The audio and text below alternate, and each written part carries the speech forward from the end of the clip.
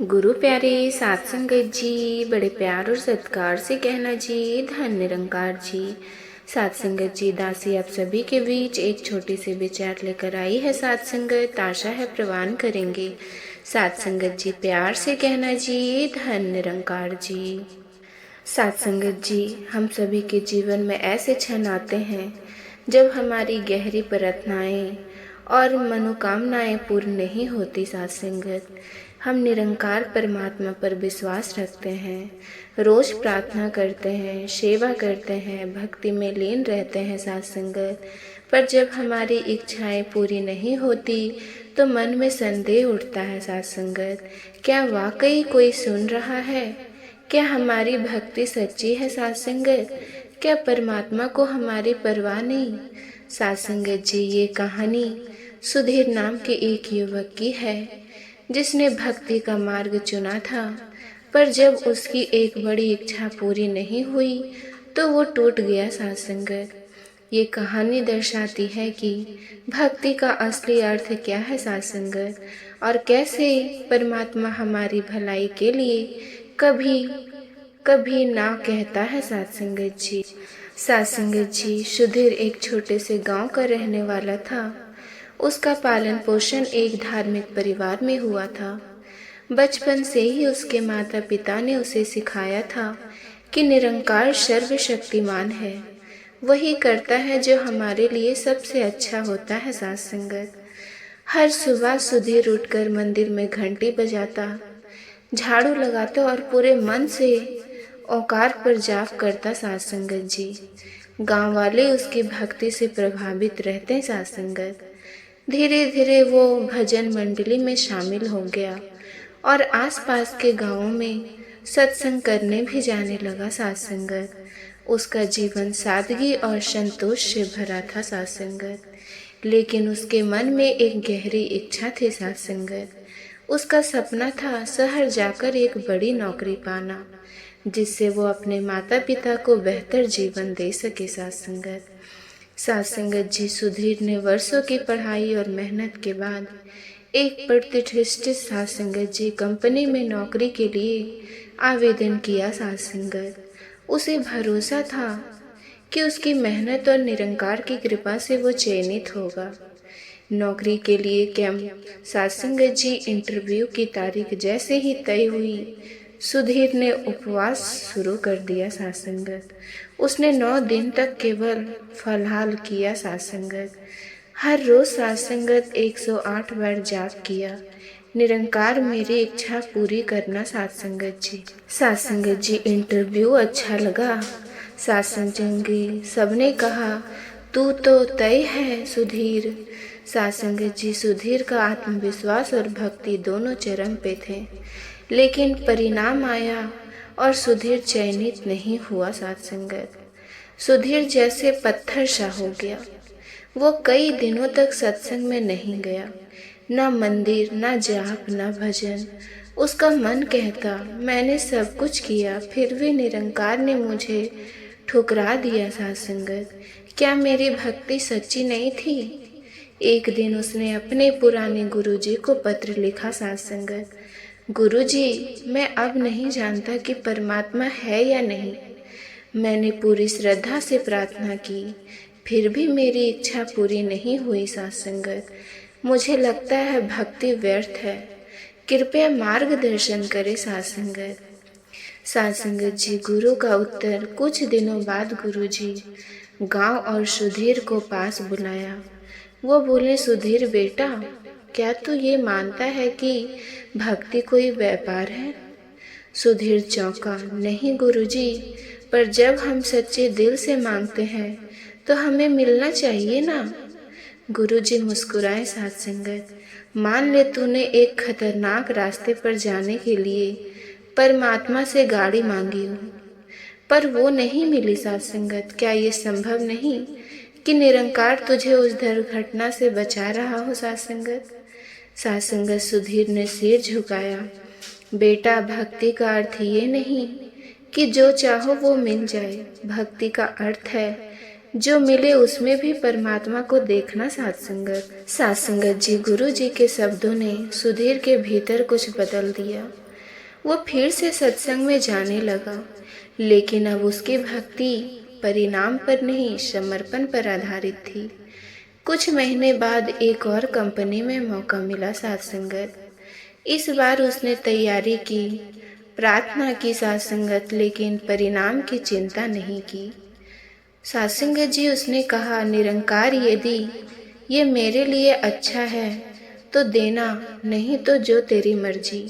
साथ संगत, और आश्चर्यजनक रूप से उसे इस बार नौकरी मिल गई साथ संगत, पहली कंपनी से भी बेहतर। जीवन का सार साथ संगत जी, सुधीर को अब समझ में आ गया था कि भक्ति में विश्वास कभी परिणामों से नहीं जुड़ना चाहिए।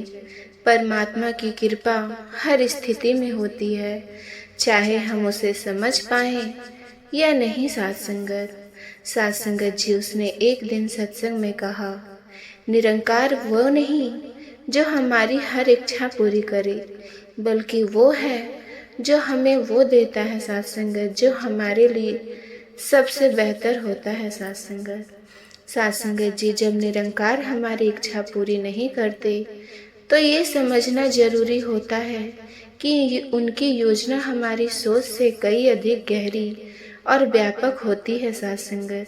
भक्ति का अर्थ ये नहीं कि हमें सब कुछ मिल जाए, बल्कि यह है कि हमें जो मिला उसमें भी हम परमात्मा को देखें साथ संगत। भक्ति लेन देन नहीं है, ये पूर्ण समर्पण है।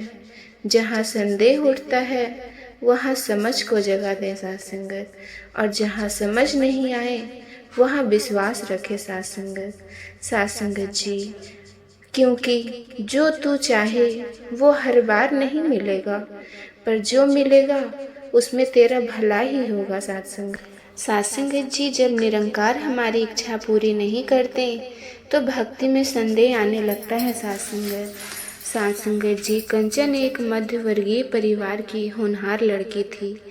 साथ संगत, शुरू से ही उसमें आध्यात्मिक झुकाव था। उसकी माँ एक सच्ची भक्ति थी और रोज भजन, प्रार्थना वो सेवा में लगी रहती थी साथ संगत। कंचन ने भी अपनी माँ से ही सीखा था कि जीवन में जो कुछ चाहिए वो सच्चे मन से परमात्मा से मांगो, वो जरूर देगा साथ संगत। कंचन का सपना था डॉक्टर बनना साथ संगत। उसने दिन रात मेहनत की, लेकिन उसकी मेहनत से ज़्यादा उसे भरोसा था निरंकार पर साथ संगत। वो रोज मंदिर जाती, प्रार्थना करती और कहती, हे प्रभु, मुझे डॉक्टर बनना है ताकि मैं लोगों की सेवा कर सकूं, कृपया मेरी मदद करना। साथ संगत, नेट की परीक्षा नज़दीक आ गई। कंचन ने पूरी कर ली थी साथ संगत तैयारी। उसकी माँ ने भी पूरे 11 दिन का व्रत रखा था।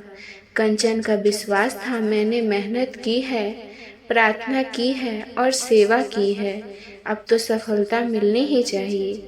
पर जब परिणाम आया साथ संगत तो कंचन फेल हो गई, कुछ नंबरों से चूक गई साथ संगत। कंचन को यकीन नहीं हुआ, आंखों में आंसू आ गए साथ संगत। उसने माँ से पूछा, माँ, मैंने क्या कमी छोड़ी थी साथ संगत? मैंने तो रोज प्रार्थना की, मंदिर भी गई, सेवा भी की, फिर निरंकार ने मुझे ये क्यों नहीं दिया? माँ चुप थी साथ संगत। कंचन के अंदर एक तूफान उठ रहा था। वो सोचने लगी, क्या भगवान है भी? क्या ये सब ढकोसला है साथ संगत? अगले कुछ हफ्ते तक कंचन ने मंदिर जाना बंद किया, भजन सुनना भी बंद कर दिया। वो उदास और चुपचाप रहने लगी साथ संगत। उसकी माँ ने उसे जबरदस्ती कुछ नहीं कहा, बस एक दिन प्यार से बोली, बेटा, अगर कोई डॉक्टर मरीज को कड़वी दवा दे और मरीज नाराज हो जाए तो क्या इसका मतलब है कि डॉक्टर गलत है? कंचन कुछ नहीं बोली साथ संगत। माँ ने आगे कहा, कभी कभी जो हम चाहते हैं वो हमारे लिए सही नहीं होता, और जो नहीं मिलता वो हमें भविष्य में किसी बड़ी चीज से जोड़ता है साथ संगत जी। कुछ महीने बाद कंचन को एक NGO में इंटर्नशिप का मौका मिला साथ संगत जी। वहाँ एक गरीब बच्चों को पढ़ाने लगी। उसे काम करते हुए अलग ही शांति का अनुभव हुआ। बच्चे उसे बहुत प्यार करने लगे। वहाँ एक वरिष्ठ सत्संग जी डॉक्टर ने कंचन की ईमानदारी और लगन देखी और कहा, तुम्हें शिक्षक बनना चाहिए, ना कि डॉक्टर। तुम बच्चों की जिंदगी संवार सकती हो। सत्संगत शुरू में कंचन को अजीब लगा, लेकिन फिर उसे एहसास हुआ कि जब वो पढ़ाती है तो उसे सच्ची खुशी मिलती है। सत्संगत कुछ समय बाद कंचन ने बीएड में दाखिला ले लिया और शिक्षक बन गई। सत्संगत उसे पढ़ते हुए महसूस हुआ कि सेवा सिर्फ अस्पताल में नहीं होती, ज्ञान बांटना भी एक महान सेवा है। सत्संगत उसने एक दिन माँ से कहा, माँ, आज समझ में आया कि निरंकार ने मेरी बात सुनी थी, बस उसने मेरी सेवा का मार्ग बदल दिया।